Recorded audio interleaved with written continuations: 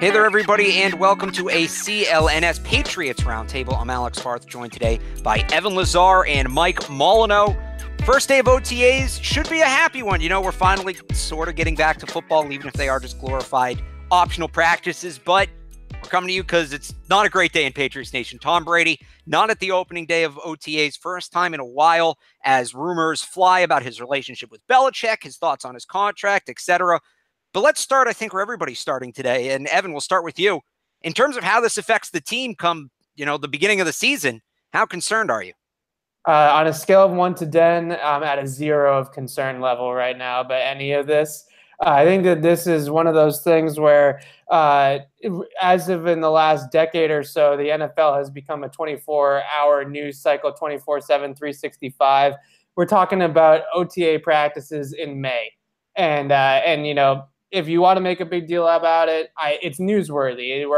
We're doing a show about it. Everybody that has a media outlet is doing a story and talking about this. So it's not that it's not a story. It's just that in reality, what's going on right now at these OTAs, a lot of installs, a lot of just running around and kind of getting back into the swing of things of football. Not a lot of things that a 41-year-old former MVP, 3-time MVP, 5-time Super Bowl champ needs to be bothering himself with. It's not like Tom Brady needs to come in here and relearn the Patriots offense every offseason. Now, maybe this is a big time for guys like the rookies or Cordell Patterson or Jordan Matthews or people like that are, new to the team and need to learn the different schemes and the different play calls, the verbiage, all that kind of stuff.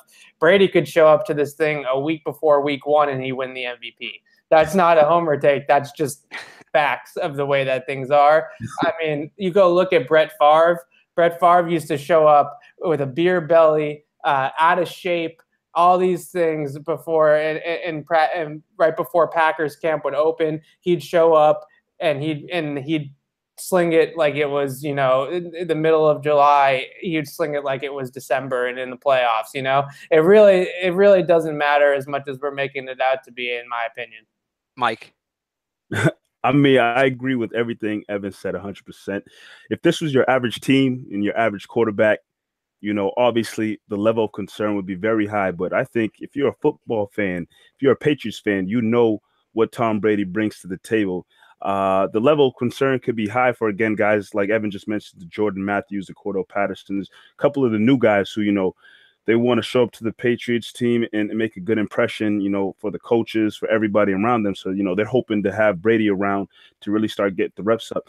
Some people might look at this as being important for Julian Edelman, who's working his way back from the ACL injury and, just wanting to be out there with Brady again. But this guy has been around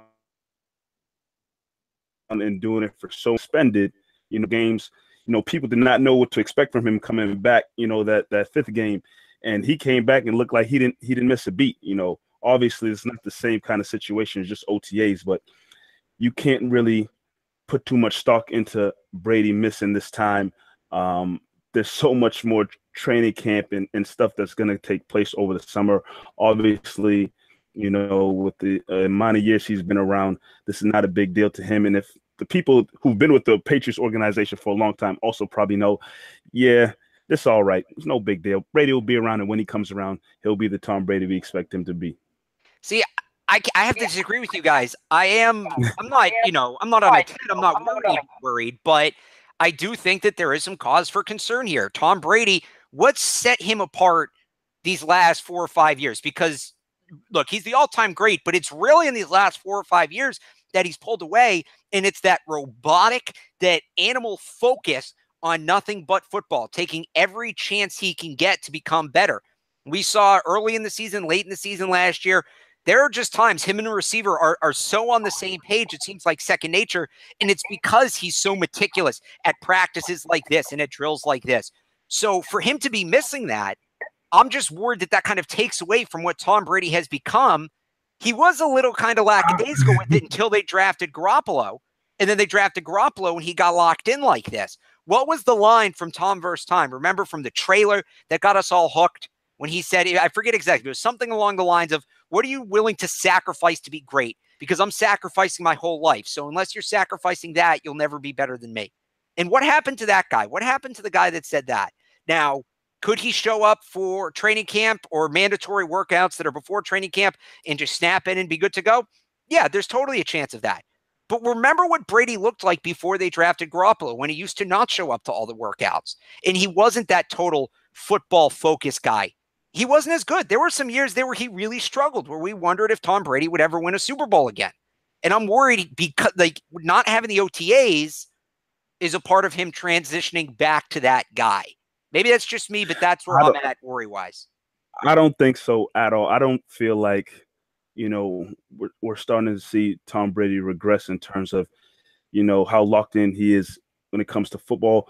You got to understand, this guy has a family, 3 kids, and maybe, several years ago, his kids are, infants and toddlers running around. But as they grow up and they start asking questions and start developing and understanding what their father does and whatnot, they want to spend time with their dad, and dad, Tom Brady, wants to spend time with his kids. They're starting to grow up and understand things and learn more about him in his professional career.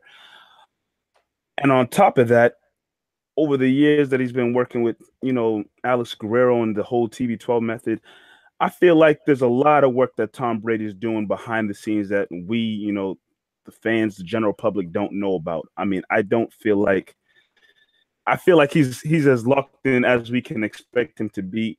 And for us to just want to know what he's doing all this time, he's not on the TV every day. We can't really see the work he's putting in. I feel like, just from what we've seen over the years and knowing, watching Tom versus Time and everything, this guy's locked in more than we probably think he is. And that's just my opinion. Yeah, I mean, I think that there, on one hand, you don't want to sound like too much of a homer and just say back up Tom on everything. And you want to be critical of the situation and look at it from all angles. But really what you're dealing with here is basically getting back out there and running around with your teammates a little bit and just getting the cobwebs out. And if he's been training this entire time with Alex Guerrero, which is what the impression is, and he's going to hold a passing camp with Gronk and Edelman, a bunch of other guys in Montana like he does every summer coming up here before training camp. I mean, he is doing all the things that he feels like he's going to need to prepare. And I think that one of the things that is ring true about everybody's reaction to this today for me is that where did we all of a sudden stop trusting Tom Brady to be able to be Tom Brady on a regular basis? Why do we not give him the benefit of the doubt that this guy that has for 18 years basically dominated the NFL, won 5 Super Bowls, more than any other quarterback in the history of the league, and now all of a sudden, because he doesn't show up to an OTA, we don't think that he's working hard enough, and we don't think he's ready, or we don't think that he's leading in the way that we are accustomed to, or think that he should, or whatever the case may be. I mean, I don't know about you, but you go watch that guy play on Sundays and you see the intensity and you see the way that he operates on a day-to-day basis. I'd run through a wall for him, regardless of if he shows up for OTAs in the middle of May. So really, can you question whether or not maybe he's fully committed? How can you question that about this guy? I mean, he's literally devoted his entire life to this. I just, that's the part of it that I don't understand. And I think that that's a little bit of the Boston in this situation, sprinkling off into it, where every single athlete needs to be held under the microscope, and every single athlete needs to be held to this utmost of a standard, where if you're not checking every single box from a Boston sports fan's perspective, then you're not doing what you should be doing to be great. This guy, time and time again, has proved to us that he's going to be great and that he's going to be Tom Brady. Let's let him, fail before we tear him down. Let's let him have this not work out for him. Let's let him, regress, or let's let him, look poor even for a couple of games in September. I'll take that before I start trashing him and throwing him under the bus about OTAs in May.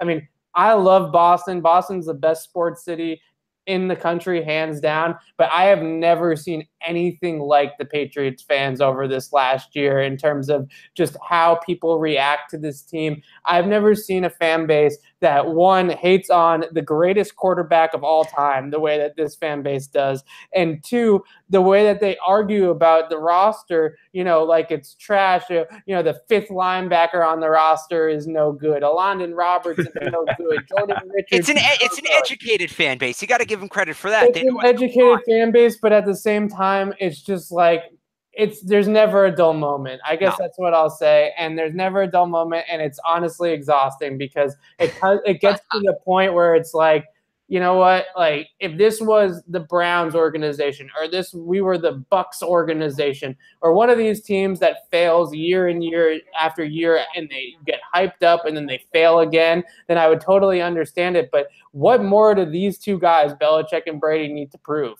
What more do they need to show us that they're able to do this at a high level year in, year out? And yet, in May OTAs, well, how could you not be there? I think they need to – and look, I agree with everything you said about Brady. He's the greatest of all time, and I still think he'll go out there and be amazing this year. But what do Belichick and Brady need to prove? They need to prove they can get along. And this is nothing against Tom Brady. But if I'm him, I just put together one of the greatest seasons of all time at the age of 41, played one of the greatest Super Bowls of all time, and then lost because of a decision my coach made. So here I am with the coach I'm not getting along with. He's not letting me train the way I want to train. He clearly doesn't have my best interest in mind in winning games. Read the Malcolm Butler discussion. And he's not getting paid as much as he should. If I'm Tom Brady, I kind of sit and look at that and say, well, what exactly am I doing all this for? So it's not to knock Tom Brady, but I do think, being the competitive person that he is, he's going to want to make the most out of his opportunity. He's been taking pay cuts for years to win Super Bowls. But he looks at some of the decisions Bill Belichick made last year, and I think maybe he wonders what the end game is. And that brings me to this final point here, because we are a little bit up against it. But I do want to ask you guys this. And again, if he misses OTAs, that's fine with me. But I'm just worried about it possibly being a symptom of a bigger issue. Now, neither side has said anything one way or the other about this being a holdout. But generally, this is how holdouts begin. Guys miss OTAs to put pressure on the team so that they have the new contracts in time for training camp. Is there any concern from you guys that Brady may take a look at his contract and say, I'm not showing up until I get paid what I deserve, what I deserve? And if that is Brady's mindset, then where does the panic level go? Brady probably sees the door closing a lot faster than, us think. He says he wants to play the mid 40s. Maybe in his mind, and talking to his family, he probably sees that closing and coming to an end a lot sooner. And this is a guy who's taken multiple pay cuts year after year to help out the organization. He hasn't been greedy, asking for a lot of money. But, he's going to be 41, 42 coming up, sees the window closing. He's probably, in his circle, like, hey, let me go out with a bang and be paid like not only the best quarterback in the league, but the greatest quarterback of all time. He has yet to have that label next to his name as Tom Brady, the highest paid quarterback in the NFL. And this guy's been good for 18 plus years.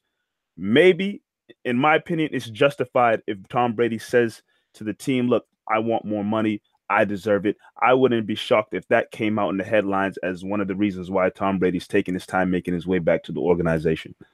Yeah, I think that there's some truth to that. I would be really shocked if Brady held out. It's just not in his nature at all. And if that's the case, if he does hold out, hasn't that been the story this whole offseason? Nobody's done what's in their nature. And that's kind of why I'm worried. I don't really know. This offseason's been so opposite of everything we're used to. This is the time of year we're normally confident. So if it's opposite. I think what you're being told about this offseason has been the opposite of what has happened. I don't really know what Brady has done other than not show up to OTAs that's really that different than what he would normally do on a normal basis every offseason. He's had that interview with Jim Gray where where the famous not just Brady, the whole team has been, if anything, Brady's been the one exception to everybody else kind of being out of their mind. Right. So that's why I would think that a holdout would be. I mean, listen, what it comes down to is that Tom Brady knows is better than all of us, and we can all echo it, but he knows deep down that the best place for him to win is with the Patriots and was with Bill Belichick as his head coach. And Bill Belichick knows deep down that the best way for him to win is with Tom Brady as his quarterback. So whether they're best friends and they get along and they go to get drinks after the practices or they go out to eat or whatever the case may be, maybe that is not what they're doing anymore. Maybe they never did it. Who the hell knows? But one thing is true is that those two, it's a chicken or the egg, right? It's, both of them together are a beautiful thing on the football field, and apart they're not as strong. So I think that if he held out, then we could start worrying. Until then, I don't think that there's any reason to worry. Jeff Howe had a good report in The Athletic today that he said that Brady is basically waiting for the Patriots to make the overture about the contract because Bob Kraft made some comments at the owners' meetings that they're prepared to, pay Brady whatever he wants for the rest of his career and whatnot. It's about damn time. Right, so he's just waiting for the overture from Bob Kraft and from Belichick because he's not a type of guy that's going to go in there and pound the table and ask for money. So we'll see what happens with the contract situation. I mean, just let's get to the mandatory portion of the offseason. And if Brady doesn't show up to those, if he doesn't show up to mandatory minicamp in June, or if he doesn't show up to regular training camp in July, then we can start to hit the panic button a little bit. And of course, we'll be talking about all of that as it goes on. So for all your Patriots coverage throughout the offseason into training camp, make sure you're following us on Twitter at Patriots CLNS. Check us out online as well at clnsmedia.com. For Mike Molyneaux and Evan Lazar, I'm Alex Barth. Thanks for watching. We'll talk to you next time.